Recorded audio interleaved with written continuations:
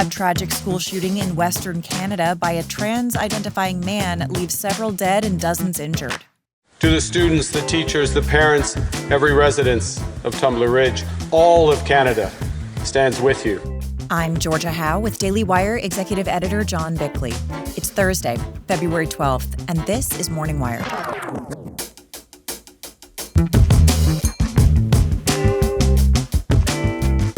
Ohio lawmakers move to protect parents who affirm their child's biological sex. These kids, just like every other kid in the state of Ohio, deserve people that love and care for them enough to tell them the truth, even when that truth is unsettling. And the FDA is setting its sights on chemical preservatives. We are now going to the next level of chemicals that affect the foods that children commonly consume. Thanks for waking up with Morning Wire. Stay tuned. We have the news you need to know.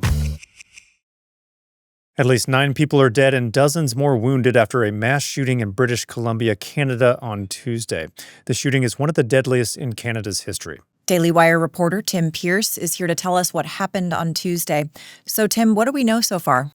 As John alluded to, someone whom police initially identified as a gun person in a dress appears to have killed at least 8 people across 2 locations and wounded dozens of others.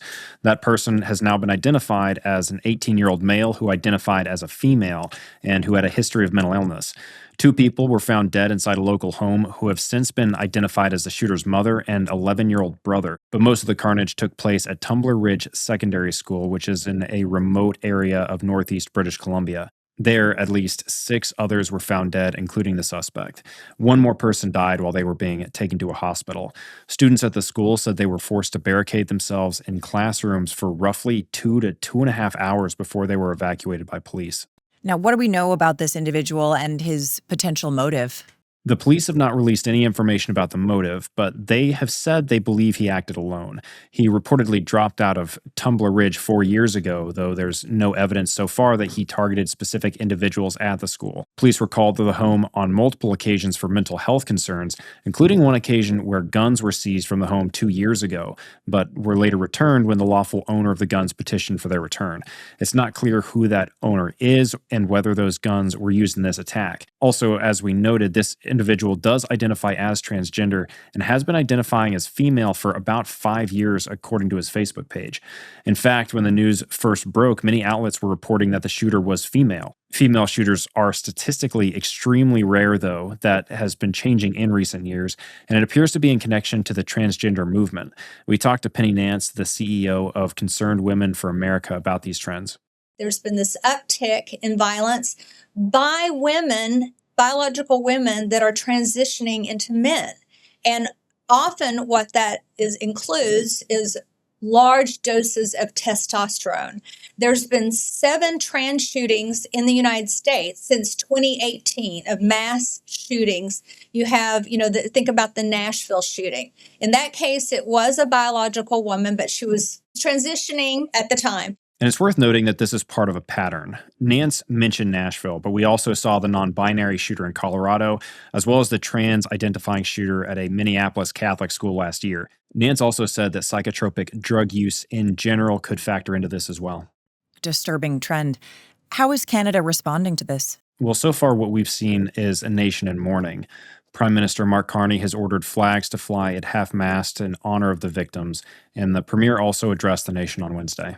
In the days ahead, there'll be important questions to ask, difficult conversations to have. We owe that to the victims and their families. But now, it's time for grieving and remembrance.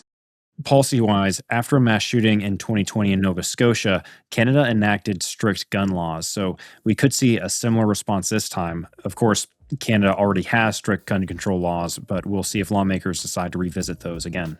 Well, just worth reminding people there were children included in these victims, so a terrible situation. Tim, thanks for reporting. Good to be on.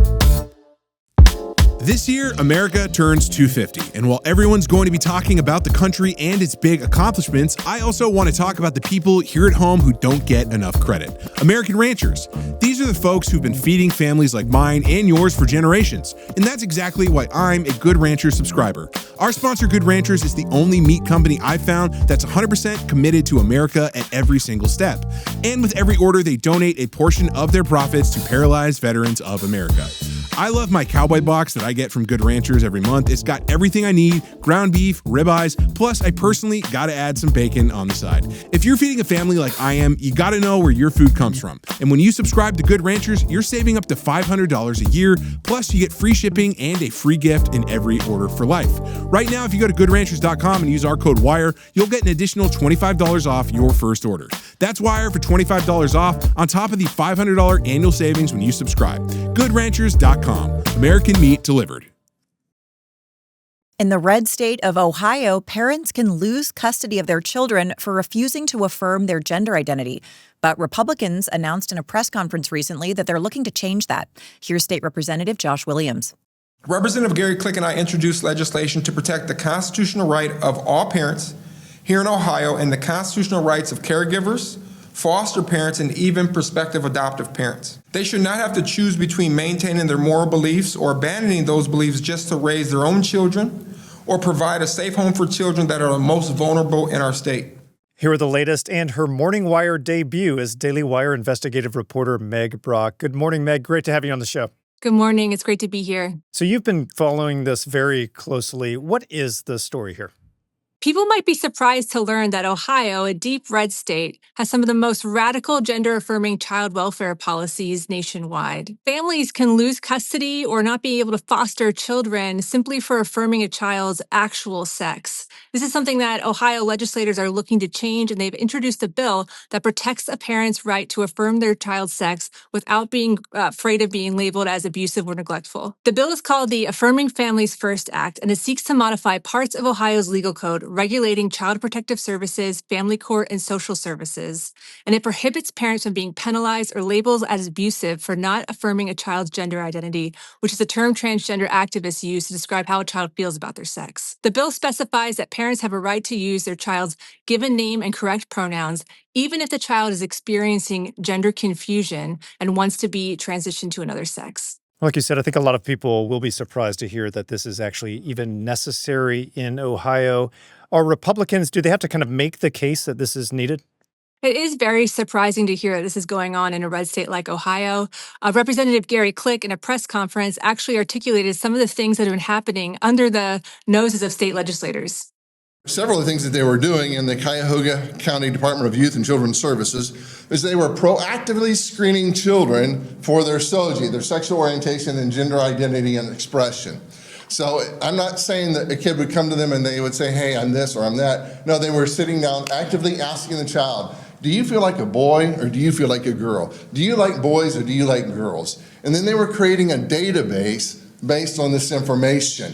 And they have one child in that database as young as 5 years old. Then they were re-educating parents. They're putting out videos from this group called affirm.me and others to say that if you don't buy your son a dress or buy your daughter a binder, if you don't call him her and her him, you are a danger to your child. You might be harming your child. You might not be a fit parent. And that could affect custody cases, that they were disqualifying people who wanted to be foster parents because they would not affirm gender confusion and the expressed gender identity of a child. Ohio has actually been an epicenter of radical gender-affirming child welfare policies nationwide. The Cuyahoga County Division of Children and Family Services was part of a federally funded multi-million-dollar research project that aimed to create interventions and programs that would radicalize child welfare agencies across the country to be, quote-unquote, gender-affirming. Leadership in this county were so good at radicalizing child welfare agencies, the Biden administration actually called upon their expertise when they were forming their September 2023 rule that demanded foster care families be affirming of a child's, quote-unquote, gender identity. This connection with the Biden administration was revealed through public records requests, and we should note that that rule was actually entirely vacated in June 2025. Right, I remember when that happened.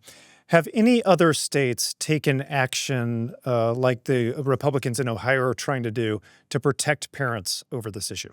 Yes, legislators in Texas, Indiana, and North Carolina have taken action to clarify that it's not abusive or neglectful to affirm your child's sex. I spoke with several parental rights advocates while reporting for the story, and they said while the state-by-state legislation is a good start, there's really needs to be some federal action to make sure the rights of parents are protected all across the country. All right, there's always more work to be done. Meg, thanks so much for reporting. And again, great to have you on the show. Thank you so much for having me. I'm just so excited to be here. There are a lot of young people trying to navigate the dating scene these days, and as you're trying to find the right person for you, you should probably ask the most important questions first. Well, the same goes if you're hiring. You definitely want to address key questions first to see if someone could be right for your role. That's why you need our sponsor, ZipRecruiter. When you post your job, ZipRecruiter suggests screening questions to help you hone in on top candidates faster. And today you can try it for free at ZipRecruiter.com/wire. ZipRecruiter's matching technology works fast to find candidates who actually fit what you're looking for. The platform will suggest questions that help you zero in on the best applicants, and you can use filters to see who's been active recently. We here at the Daily Wire are hiring rapidly this year, and the tools ZipRecruiter offers employers gives hiring managers a big head start to fill positions quickly with qualified candidates. Ask key questions and hire faster with ZipRecruiter.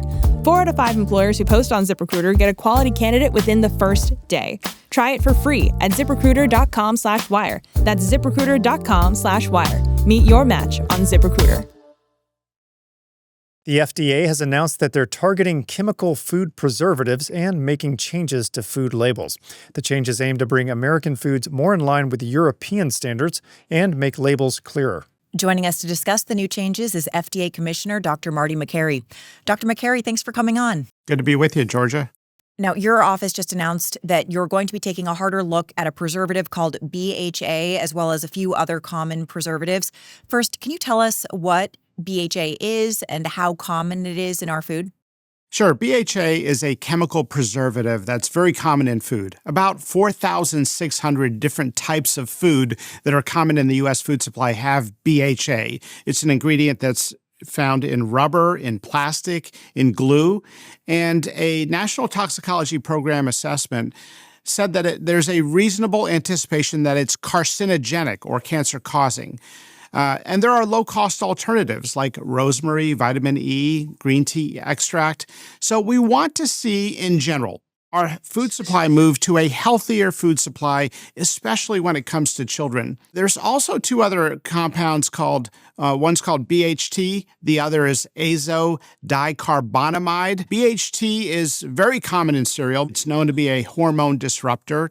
And azodicarbonamide, which is a dough conditioner, it's what gives yoga mats the sort of air bubbles to give it the cushion. It's also used in shoes to make them more springy. And it's also found in breads and foods. And it just doesn't make sense that the same chemicals used to condition yoga mats and shoes is also being used in food for children. So why are food manufacturers allowed to include these chemicals in their food? Why haven't we just banned them like the rest of Europe has? The reason why these chemicals are so common in the diet of children today is because of an old FDA regulation called GRAS, which stood for Generally Recognized as Safe, and it allowed companies to self-declare chemicals as safe. It was originally intended for things like salt and things that were naturally in the environment, but companies over time used this loophole to be able to self-declare chemicals as safe without any real good solid testing, and then just insert them into the food, not because it added any taste or flavor, but because it increased the shelf life of certain foods. Now that the medical field has matured and caught up, the data now shows that there are health concerns with some of these chemicals, and that's why we're asking for more information and letting people know of our action moving beyond the petroleum-based food dyes. Now, just wondering, if these preservatives are banned, will food become more expensive due to a shorter shelf life and more waste? So the alternatives to these chemicals are cost neutral. We have a real-world example, and that is the food in other countries, in Canada, in parts of Europe, that don't have these chemicals and have cost-neutral alternatives. Those foods are not more expensive. In some countries, if you use a compound like BHT or azodicarbonamide, you can be fined up to $140,000 as a food maker. And so other countries have taken a hard look at these chemicals. We're going to start to do the same as well. Now, last question. You're rolling out changes to food labels, specifically the label "No Artificial Dyes." What is that new change? Well, first of all, the FDA is making it very clear what these labels should mean and what the criteria are. For example, the label "No Artificial Dyes" will now mean no artificial dyes. In the past, if you used a natural dye from natural ingredients, you could not use that label. And it created a lot of confusion among parents shopping for groceries for their kids.